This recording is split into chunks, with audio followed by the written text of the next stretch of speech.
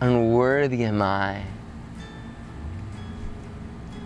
But because of the cross, because of God's grace, because this veil was torn from top to bottom, we can now enter into the presence of our King.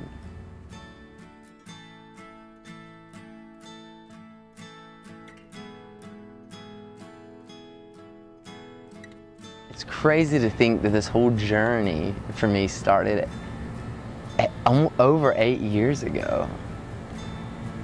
It actually started well before that, to be honest. When I was 7, which was 19 years ago, my father passed away. He was a Southern Baptist pastor. He was a young guy at the age of 39, had open heart surgery, didn't come out of recovery. But he passed down his 1978 Guild guitar to my brother. My brother's 6 years older than me. I used to sneak into his room at night and grab that guitar, and I would play it and try to learn chords and teach myself all I could before he came back in the room and called me. Well, I guess he knew that I was doing this, and with time he handed that guitar down to me. And when I was 18 years old, I'd been playing guitar, I guess, for about 7 or 8 years at that point.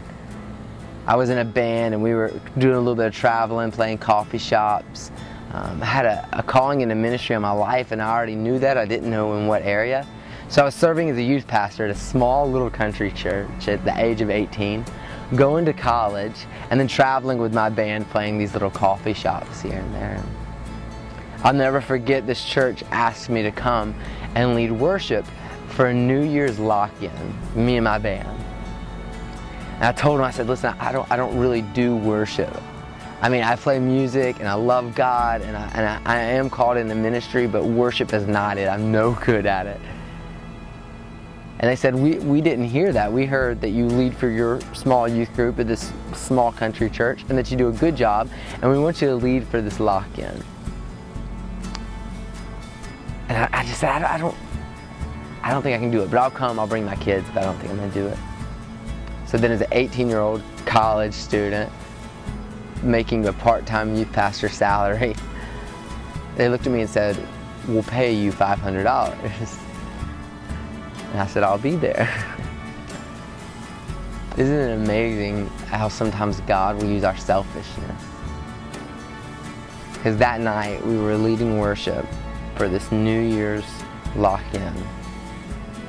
And we were singing some terribly corny song from the 90s, I guess.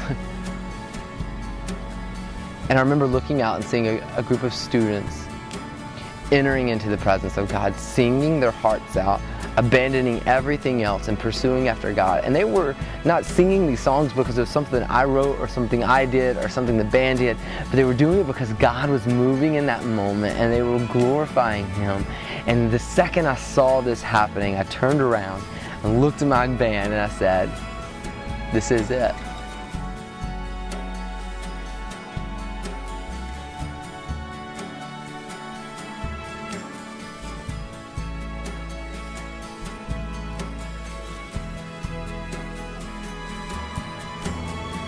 I have a beautiful, beautiful wife named Cassidy.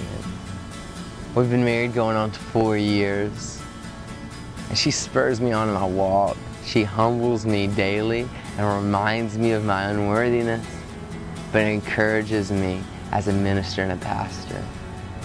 She's a minister herself. She heads up this thing called the Garage Giveaway that just started out of the pureness of her heart to give to those in need. And now each year, the first weekend in December, thousands and thousands and thousands of people in need come and get things for free that were donated by the community. We partner together with an organization that we run called Mission Bulgaria. This is our heart for the country of Bulgaria, to unite the Roma people and the Bulgarians through prayer and through love. And she's an active part of our church. Without her in my life, I don't know what I would do. She not only is just an encouragement to me, but she spurs me on. She doesn't just lift me up in those times of need and remind me of the grace and the mercy of God, but she also humbles me. which also reminds me of our unworthiness to come into His presence.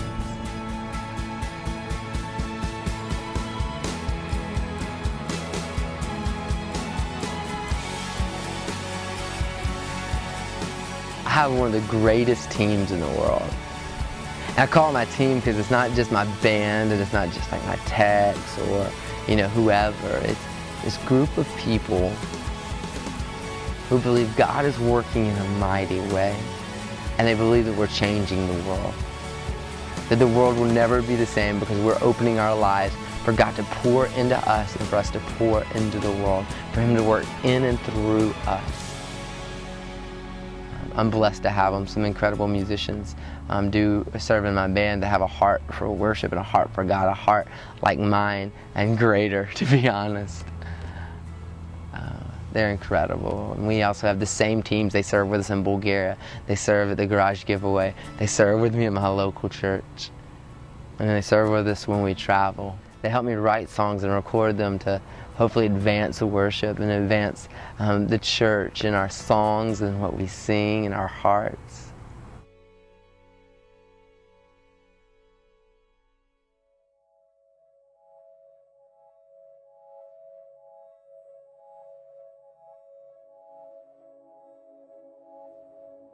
This idea that God's holiness and that His presence, these things that we're not even worthy of coming close to, that it beckons us, that it calls us, and that He makes us whole and complete by His presence and by His holiness. I live in the Bible Belt. I live in Birmingham, Alabama, central, boom, it's the buckle in the Bible Belt. And so I worship with a lot of people who have heard the name of Jesus their whole life.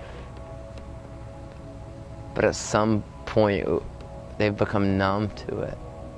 They've forgotten and lost the power that's in that name. So one thing we strive for is to restore that joy. The joy of the salvation brought to us by Christ.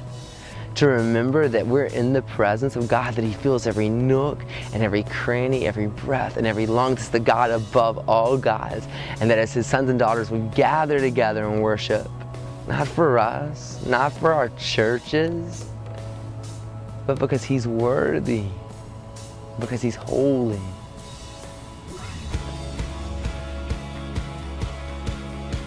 I don't think that I offer anything that's going to change the world. None of my skills or abilities or good or clever ideas are going to do anything in this world. But I have a God who is able. And I just want to submit to that.